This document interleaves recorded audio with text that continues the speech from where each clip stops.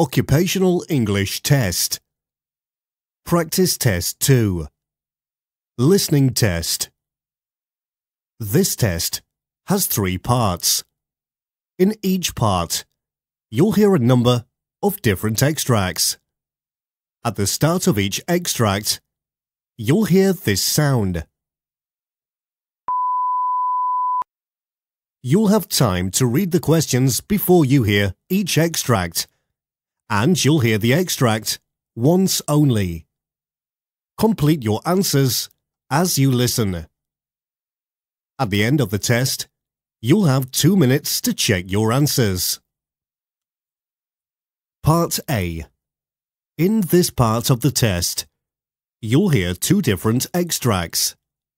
In each extract, a health professional is talking to a patient. For questions 1 to 24, complete the notes with the information you hear. Now, look at the notes for Extract 1. Extract 1, questions 1 to 12. You'll hear a podiatrist talking to a patient called Julia Smith. For questions 1 to 12, complete the notes with a word or short phrase. You now have 30 seconds to look at the notes.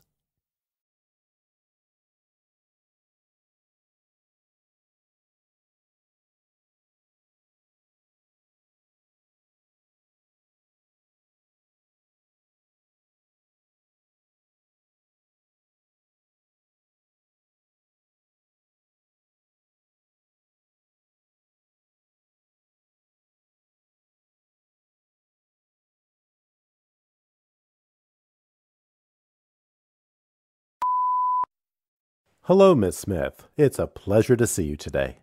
The referral letter from your GP is quite detailed, but could you tell me, in your own words, what you're hoping we can achieve today? Oh, call me Julia, and where do I start? Well, first of all, thanks for seeing me this late. I guess you're used to us 43-year-olds trying to have it all, keeping pretty odd hours, huh?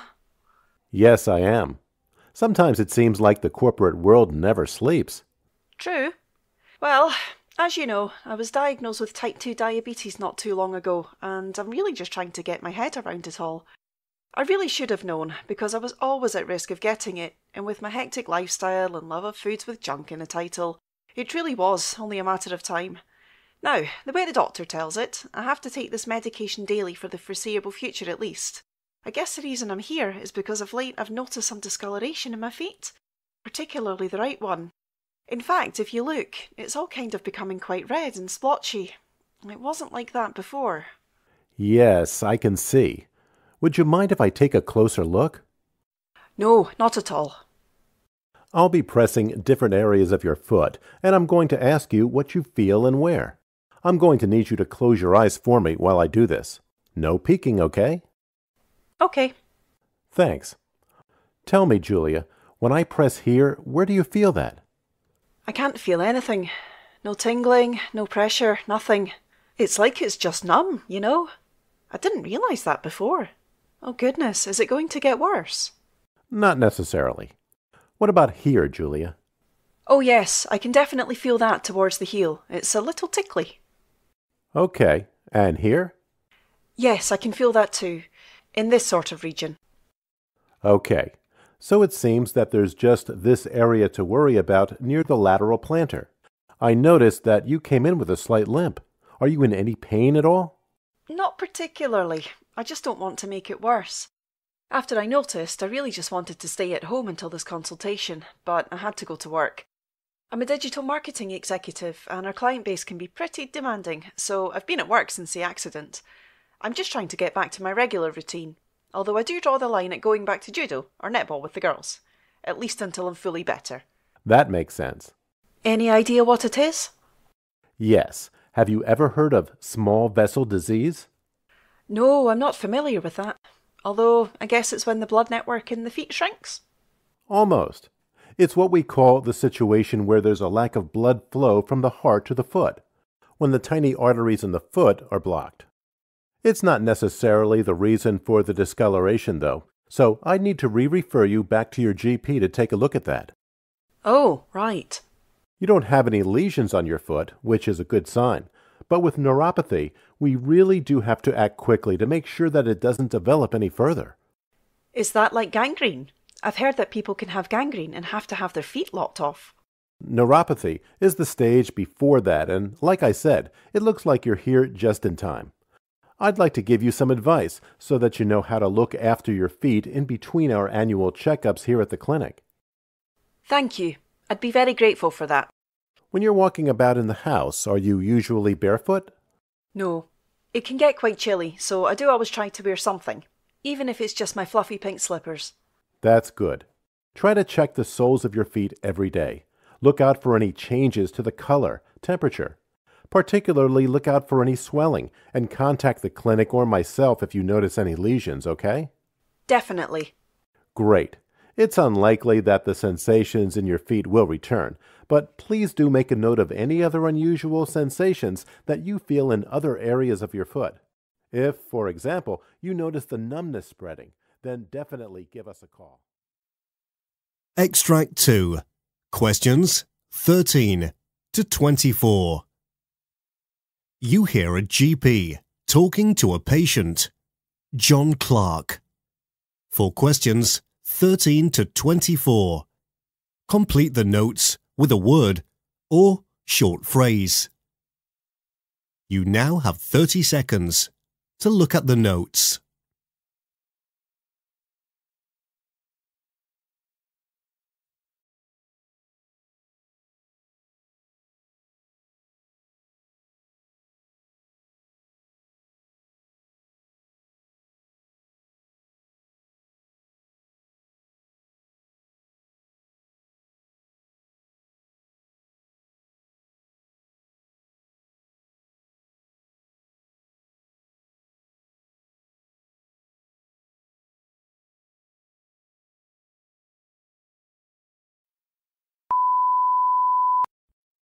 Hello, Mr. Clark. It's a pleasure to see you today. The receptionist's notes are quite detailed, but could you tell me, in your own words, what you're hoping we can achieve today? Course I can, Doctor, but I bet you won't believe me when I do. Never heard of anyone getting so sick after a quick bite down the pub.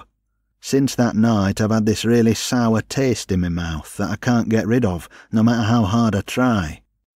Really? Is there anything else I should be aware of?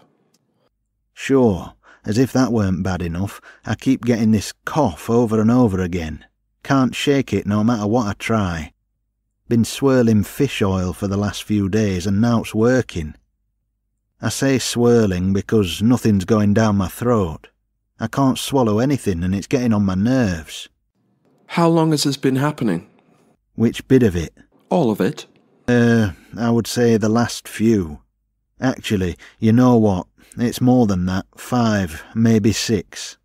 You know what? Let's just say several weeks. I've lost count, to be honest with you. But it's certainly been a good chunk of time. Okay. Do you have any idea what prompted it? Not really. All I remember was being out for a meal with a few mates 3 or so weeks ago down the pub, like I say. There was absolutely nothing unusual about that night. I ordered my vindaloo, as I always do. I like a bit of spicy curry, you see. And ever since I've been feeling rotten. Immediately after dinner I had the runs and a burning pain in my lower chest region. No idea why. I usually have a clean bill of health. Never had nothing like this before. Take away my fags that I smoke every so often and I'm a picture of perfect health. What about your drinking habits? Do you drink at all? Doesn't everybody? I'm not saying I'm an alky or anything, but I do like a couple of spirits with the lads now and again. I see. From what you've told me, Mr. Clark, I'd say that you experienced pyrosis, or at the very least some kind of stomach upset. But I would like to run some tests to be sure that we're giving you the best possible remedies. All right. Is there anything I can do in the meantime? You can watch your diet for me. I mean, I know you like a bit of spice here and there, but this can be achieved while eating well. OK, a balanced diet is easier said than done. Have you got any tips to help me stick to that? Right now I'm on the seafood diet. When I'm out and about, I see food and I eat it. Why not have a journal of everything you eat? What, keep like a food diary? I guess I can, but how's that going to stop me from grazing at night?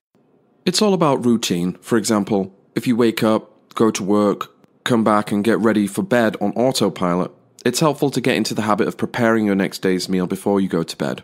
On that point, it's crucial that you go to sleep at the same time every day. I know, I remember. You gave me the same advice last time. You remember? That's good news. Let's see what we can do for you in terms of those diagnostics.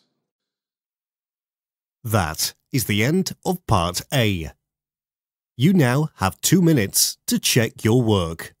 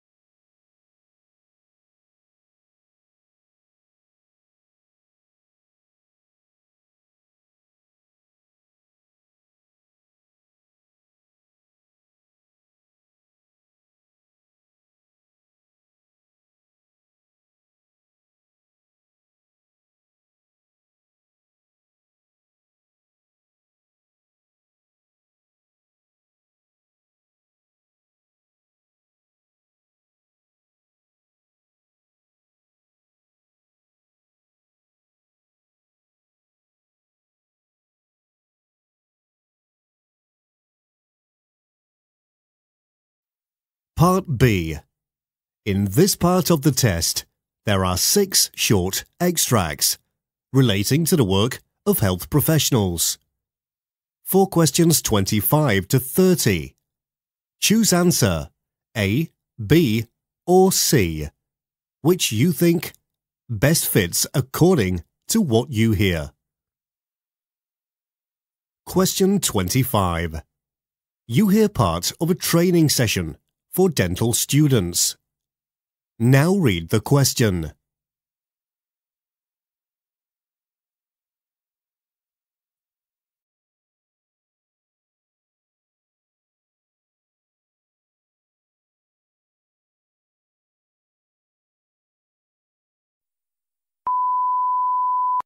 It seems that halitosis, or bad breath, is pretty common these days, and we've got to find a way to address patients' needs in the most tactful way possible.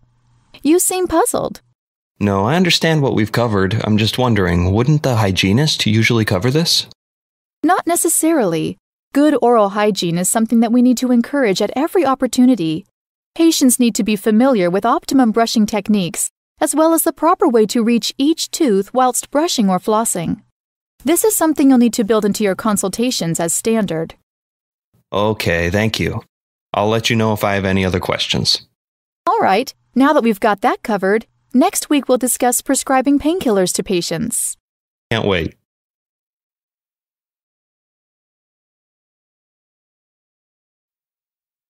Question 26. You hear a GP and his receptionist conversing about a patient. Now read the question.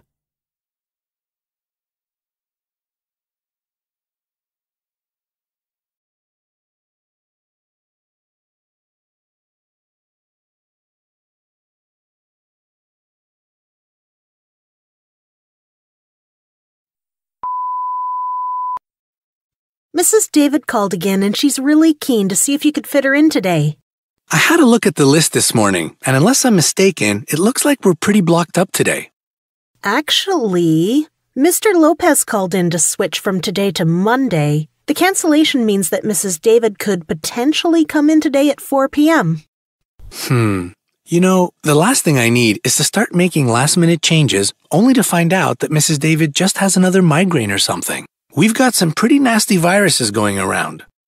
She did say it was pretty urgent, and she sounds in a bad way. I took notes of the conversation. Well, with the symptoms she's describing, it sounds like she's got a bout of meningitis, but I can't confirm that until she's here. 4 p.m., you say? No problem. Thank you, Dr. Stein. I'll phone her now.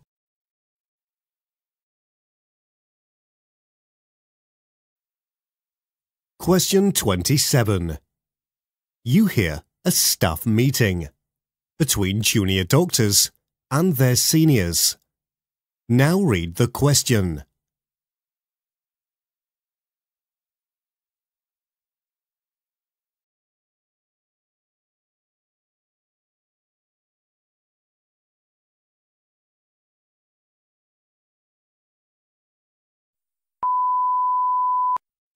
Okay, so today we've got quite a bit of work to get through. I need you to stay close and really pay attention to what you're seeing.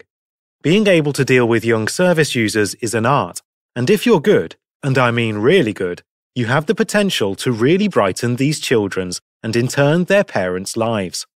We'll do a quick round and see the patients. A lot of them will have just had surgery, so we'll need to cheer them up a little. A smile can go a long way in that regard, but sometimes they'll just need an ear or a shoulder from you. Don't worry, you'll get used to playing the proverbial big brother. Oh, you look like a deer in the headlights right now. Am I going too fast?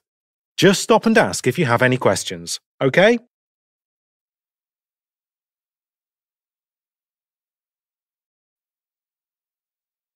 Question 28. You hear a conversation between two nurses. Now read the question.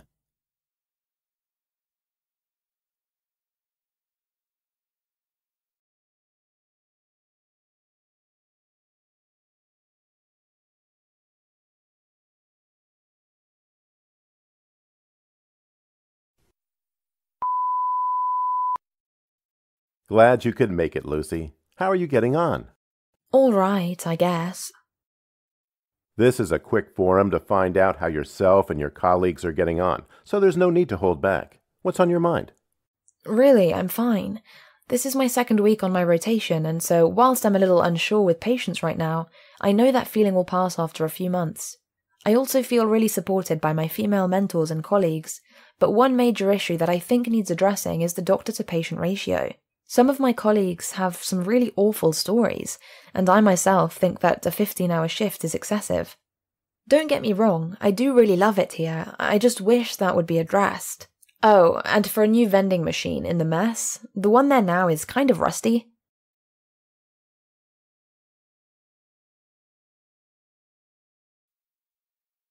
Question 29. You hear doctors discussing an emergency. Now read the question.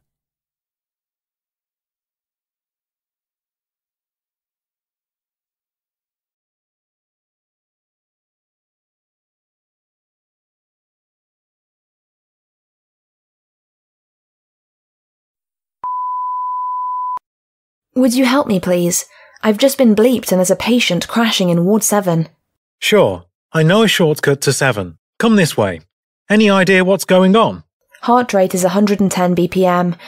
BP is 210/90. His respiratory rate is high, but his temperature is normal. Okay.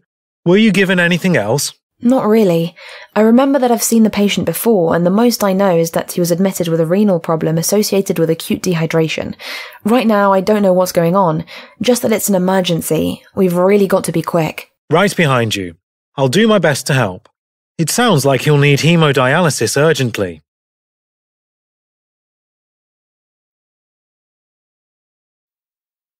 Question 30. You hear a doctor breaking bad news. Now read the question.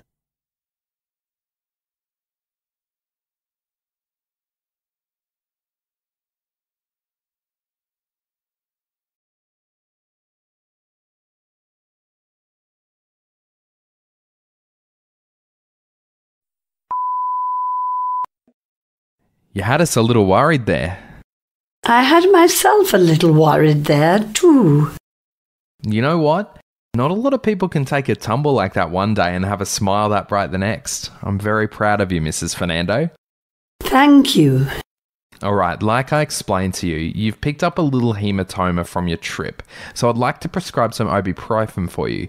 You can pick it up over the counter. Along with paracetamol, in case I run dry. No, there's no need. There's enough here. Make sure you get plenty of rest, okay? Okay, Doctor.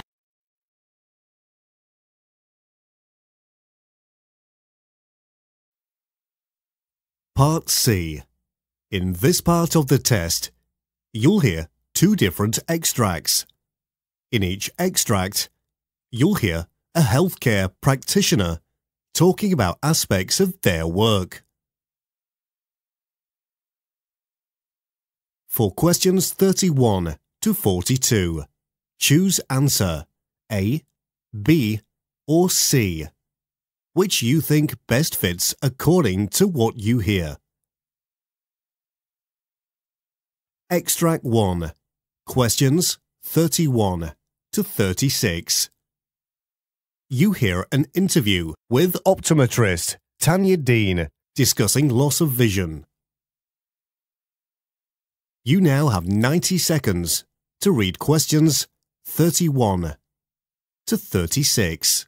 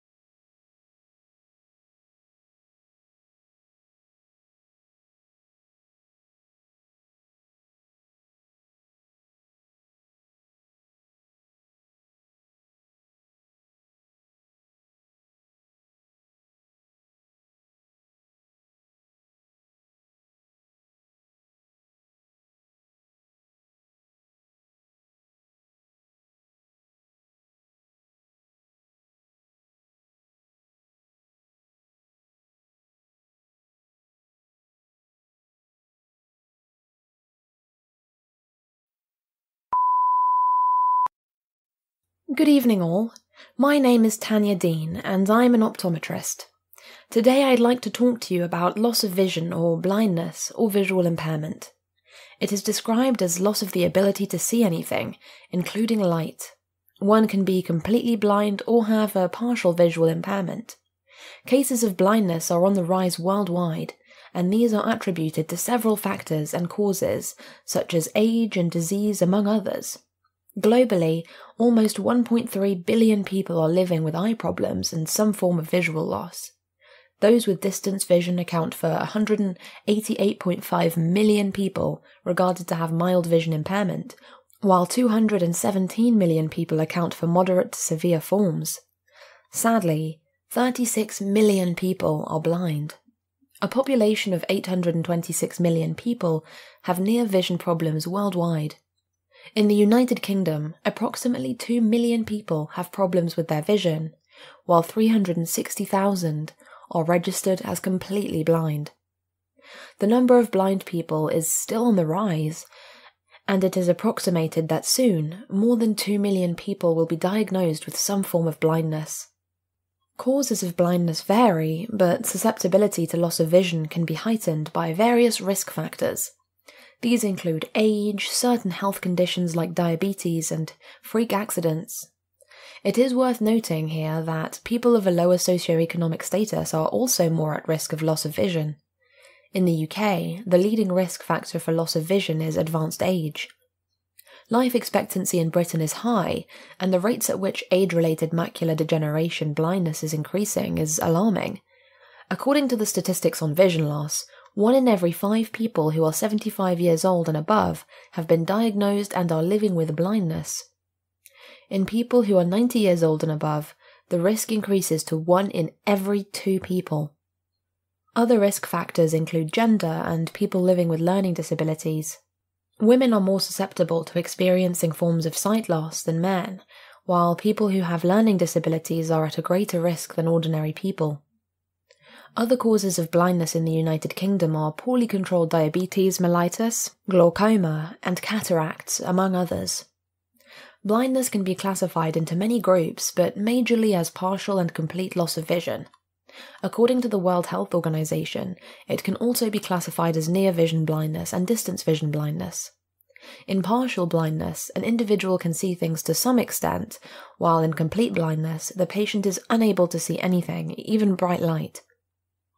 In the United Kingdom, blindness is classified according to severity, and they are 3 classes as follows: severely sight impairment, and low vision.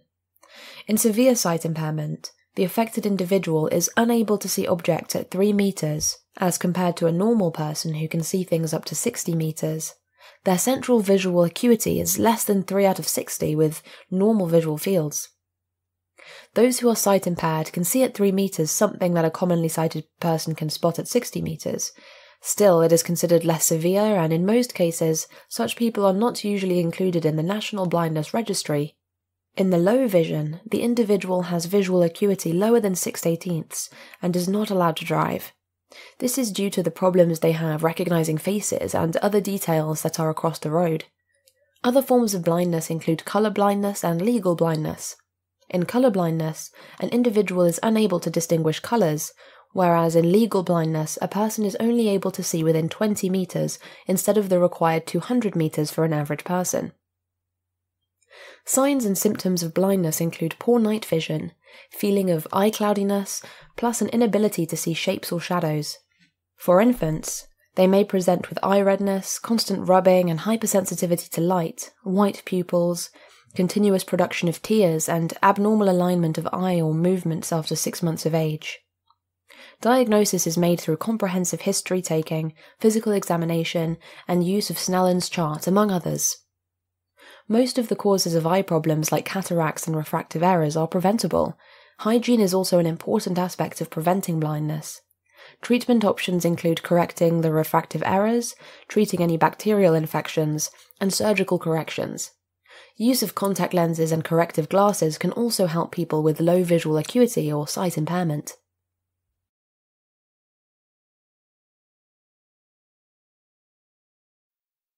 Extract 2. Questions 37 to 42. You hear Dr. Mariah Whitney discussing arthritis. You now have 90 seconds to read questions 37 to 42.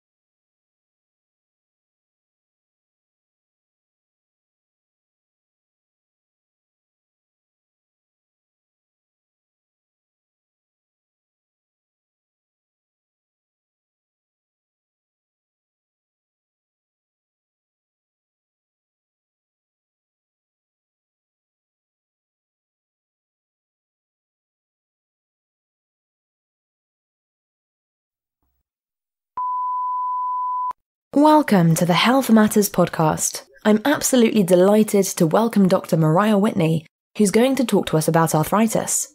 Now, a lot of our listeners are familiar with arthritis, but I know I'd appreciate a recap, especially because most of the news stories out there say that, even though it's becoming more common, people aren't seeking the help that they need. Why is that? Thank you for having me and Ricky, and yes, I'd be delighted to clear up any misconceptions. First of all, arthritis is an inflammatory disease of the joints that occurs mostly on knee joints or joints on the fingers, among others. The inflammation is often accompanied by pain and irritation in the joints. As you mentioned, most people don't realize they have it, and instead describe their situations that they just started feeling pain and hotness in their bones. At first, they assumed that taking some over-the-counter drugs to relieve pain would suffice, but they find that with time, their problems progress to the point that they can't walk without help, or sometimes even at all. It is usually at that point that they decide to call for help and make an appointment to see a specialist like myself. Okay, you know when most people think of arthritis, they think of osteoarthritis, but there are many forms, and it affects every aspect of sufferers' everyday lives, doesn't it? That's true. In fact, arthritis has affected many people all over the world, and in all aspects of life. According to BBC News, it was reported that according to a recent survey within the UK, many people with arthritis reported losing their jobs due to complications from the disease. The majority reported missing days of work due to the pain they were experiencing, as well as other symptoms. Just to put it in context, more than 600,000 people with arthritis miss going to work annually in Britain. However, the total number of people diagnosed with arthritis each year is over 10 million. As high as the number is, it is anticipated to rise in the future. Still, there seems to be some trepidation about involving employers or HR in the management of workers' condition. One of the main reasons that some may choose not to disclose their condition is due to embarrassment that they are suffering from an illness that typically affects older workers. Another reason for the discrepancy could be due to fear. Employees having heard stories from colleagues who have lost their jobs because of the disease. Gosh, I'd like to think that employers would be supportive of their employees, but I guess that's not the case with all workplaces. What about treatment, Dr. Whitney? What kind of treatment is available, and are the available options somewhat influenced by the most common types of arthritis? I suppose the treatment depends on the type of arthritis we're dealing with. You see, arthritis can be caused by several factors. No synovial fluid is delivered. This means that there are more than 100 types of the condition that affects people worldwide. Some examples are gout, osteoarthritis, rheumatoid arthritis, ankylosing spondylitis, lupus, erythematosus, scleroderma, hypermobility syndrome, juvenile dermatomyositis, and fibromyalgia, among others. Even though the list is pretty long, the most common types of arthritis are osteoarthritis, as you said, and also rheumatoid arthritis. Having any arthritis is detrimental to someone's life. It does not depend on how common the disease is. The causes range from wear and tear at the joints, especially the knee, shoulder, and hip joint, to autoimmune destruction of the components of the joints, among others. In addition to pain in the joints, the typical arthritic patient also experiences inflammation in the joint characterized by redness and increased temperature. The decrease in range of motion and stiffness is also evident in such patients and acts as an alarm bell. During diagnosis, the signs and symptoms are basic, and all the healthcare professionals are expected to know the distinctive traits of each type of arthritis, if they are doing their jobs properly. This will assist doctors during diagnosis, especially in the terms of choosing the further testing, such as blood tests, to check for rheumatoid factors, X-rays, MRIs, and computed tomography, to help the healthcare provider to rule other causes of joint swelling and pain. I see. Dr. Whitney, would you break down some of the types of the condition that we come across most frequently? I think our listeners would be particularly interested in how they are managed. Sure. Take, for example, rheumatoid arthritis. This involves joints of the fingers and the hands and occurs due to body's immunity self-destruction, which ends up destroying the synovium that functions to produce synovial fluid. Synovial fluid is used for cartilage nourishment and lubrication of the joints. When the synovium is damaged, no synovial fluid is delivered. Hence, the friction at the joint is experienced, and the cartilage degrades and reduces in an amount resulting in arthritis. On the other hand, osteoarthritis is the most prevalent type and it involves the normal wear and tear of the cartilage. It takes care of the joints. When it is worn out or reduced in size, the bones are destroyed as well as the joints. Psoriatic arthritis happens due to psoriasis that affects the skin over the joints, making the joints to be inflamed, stiff, and painful. Lupus erythematosus occurs when the immune system starts attacking every tissue in the body. An individual often experiences pain all over the body, including the joints. With regards to management of arthritis involves both psychological, medical, and physiotherapy aspects.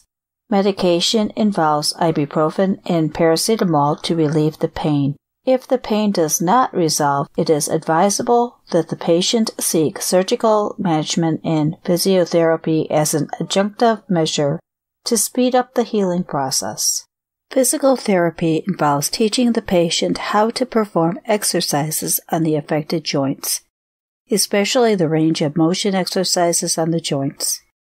Hot pads can also be applied to the painful joints, especially during the morning hours when there is still cold. The patient applies pad on the painful joint to relax the muscles, as well as improve blood circulation around the area. Management through surgery can be sought as the last option. It involves surgical repair, replacement, and fusion. That is the end of Part C. You now have 2 minutes to check your work.